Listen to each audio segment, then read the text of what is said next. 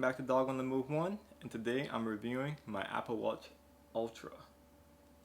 Let's get into it. So, Apple Watch Ultra.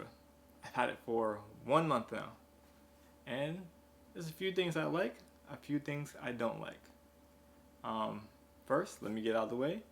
This is not going to be an overly technical review. It's just a quick 1 month update, what I feel so far. So, why did I get the watch? I needed something really rugged, as I had a Series 6 before. My kids broke it. So I needed something that could withstand a toddler and a 3-month-old. The 3-month-old didn't break it, it was a toddler, clearly.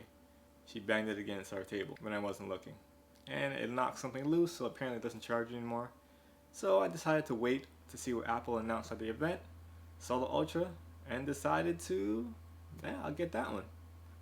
And having the cellular for the price was a plus, so I ended up getting that. First time I ever had a cell phone, not a cell phone, a watch with cellular on it. It's rugged, it's childproof so far from what I can tell.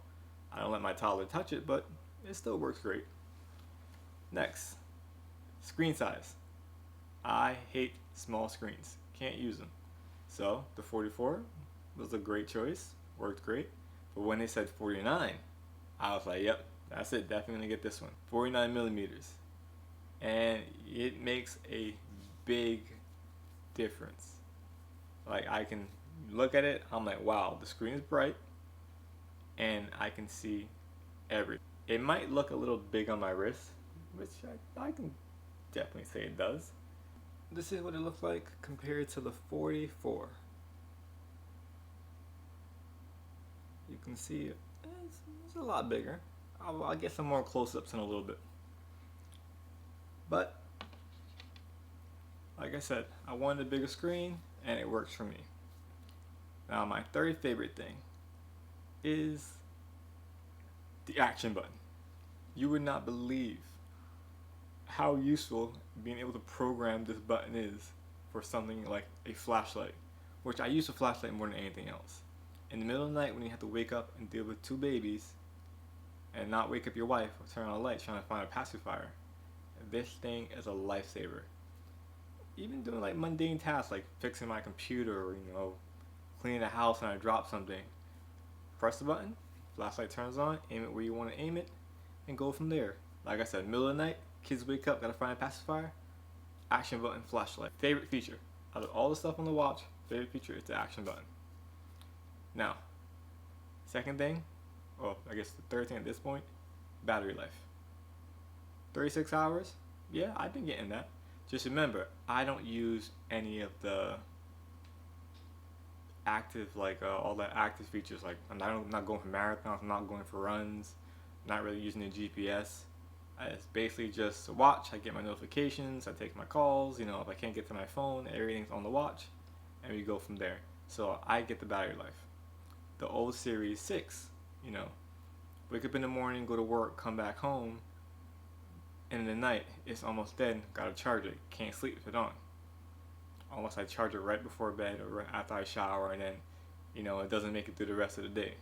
This one, no problem. Day and a half, not an issue.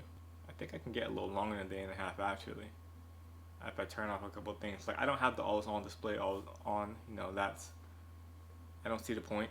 If you lift my wrist up and the screen comes on, I like the design. The design is really nice. What I don't like, or at least 2 issues I've noticed, it's gonna be 3 issues I've noticed so far. 1, I love the flat panel glass, but there is a little gap in between, and so far I can see lint, or not even lint, fibers get caught in there and you have to pull them out, and it to me it almost seems like there's something in there that's being rubbed against, and it feels hard to pull it out. Like, if it got in there, why is it so hard to get it back out? Next is the crown. Never had this issue with the Series 6. Rubs against my wrist sometimes. I'm not really sure why. Like, technically this watch is higher up than the Series 6. It shouldn't be rubbing, but sometimes I go to touch it and it just rubs against my wrist. It's really weird. So I'll just I mean, I tried repositioning it, and it happens sometimes, but I'm not really sure. So that's one issue I have. And the next one would be not an issue with the watch per se, it's more the band. I got the Alpine S band um, in white, and it is. I wouldn't recommend this. Like, if you do any kind of task, like it, I've had it for a month. It's turning black. You can just see the dark spots. And I mean, I shower with this thing on, so like, if I have to rub it, it's just it's not going away. It's just black spots on here, and you can tell it does not look appealing. So I don't have an issue with the band itself, like the little loop strap and how it clips in. Like that's cool. I just don't recommend getting the white color. Get a black band, or you know, if you can get something to actually match the watch color, I would do that. I would not get the Alpine S. But honestly, that's about it. The audio is great. Like I said, I've taken phone calls on it. Um, I haven't listened to music. Maybe I should. Um, that's really about it. I I would recommend it. If you have $800, you can spend it. I'll get the Ultra. Just don't think it's gonna be. It's not as subtle as a Series 6, Series 7, Series 8, 44 or 4 or what is it, 40 millimeter. Like this is not something I feel like I'm gonna get dressed up with. I'm gonna wear it because I bought it, so it doesn't really matter what I put on. But let's say you're going to like a party, you have to wear a suit and tie. This is gonna stick out. This is not really gonna go with it. Other than that, I like the watch. I'd recommend it if you have the money to spare. If you don't, get a Series 7, even a Series 6, because honestly, the software is the exact same thing. It's no difference. Well, that's my review. Thanks for watching. See you next time.